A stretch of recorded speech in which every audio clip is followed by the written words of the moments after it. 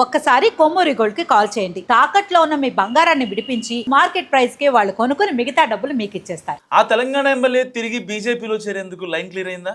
పట్టు వదలని విక్రమార్కుల్లా ప్రయత్నించి ఫైనల్గా ఆయన సాధించారా? ఆ మేరకు పార్టీ పెద్దలు లోకల్ లీడర్స్కు ఇండికేషన్ ఇచ్చేసారా? ఇన్నాళ్ళు నడిచిన వన్ సైడ్ లవ్ ఇక టూ వే అయినట్టేనా? ఎవరా ఎమ్మెల్యే? బీజేపీ నుంచి ఎందుకు బయటికి వెళ్ళారు? ఎలా రీఎంట్రీ ఇవ్వబోతున్నారు?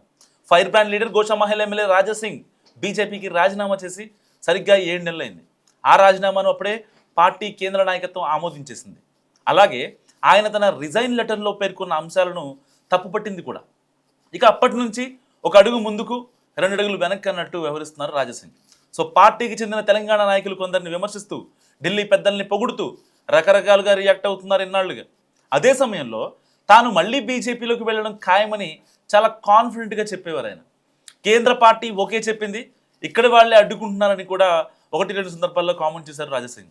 కేవలం మాటలతో సరిపెట్టకుండా సమాంతరంగా గట్టి ప్రయత్నాలు చేశారట. ఢిల్లీ పెద్దలకు బాగా దగ్గర ఉండే వాళ్ళతో రాయబారాలు నడిపిన ఇప్పటిదాకా వన్ సైడ్ లవ్ మాత్రమే పైకి కనిపించింది. పార్టీ నుంచి ఎలాంటి రియాక్షన్ లేదు. కానీ ప్రస్తుతం పరిస్థితులు మారుతున్నాయి.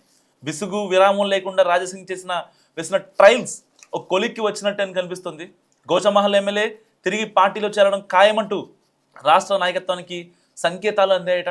గోషామహల్ బీజేపీ లీడర్స్ కేంద్ర మంత్రి కిషన్ రెడ్డిని కలిసినప్పుడు రాజాసింగ్ రీఎంట్రీ ఖాయమన్న సంకేతాలు ఇచ్చినట్టు కూడా తెలుస్తుంది. దీని గురించి ప్రస్తుతం తెలంగాణ బీజేపీలో గట్టి చర్చ జరుగుతుంది. ఆయనతో సమన్వయం చేసుకుంటూ ముందుకు వెళ్లాలని కూడా కిషన్ రెడ్డి చెప్పారట. సో గతంలో కూడా ఒకసారి రాజాసింగ్ పార్టీ నుంచి సస్పెండ్ అయ్యారు. ఆ తర్వాత సస్పెన్షన్ ఎత్తేసి ఎమ్మెల్యే టికెట్ ఇచ్చింది బీజేపీ అధిష్టానం. తిరిగి గెలిచాక కూడా రాష్ట్ర పార్టీ మీద, ఇక్కడి నాయకత్వం మీద తీవ్ర విమర్శలు చేశారు ఆయన. రాష్ట్ర అధ్యక్షుడిగా రామచంద్రరావుని ప్రకటించాక తీవ్ర స్థాయిలో మాట్లాడారు రాజాసింగ్.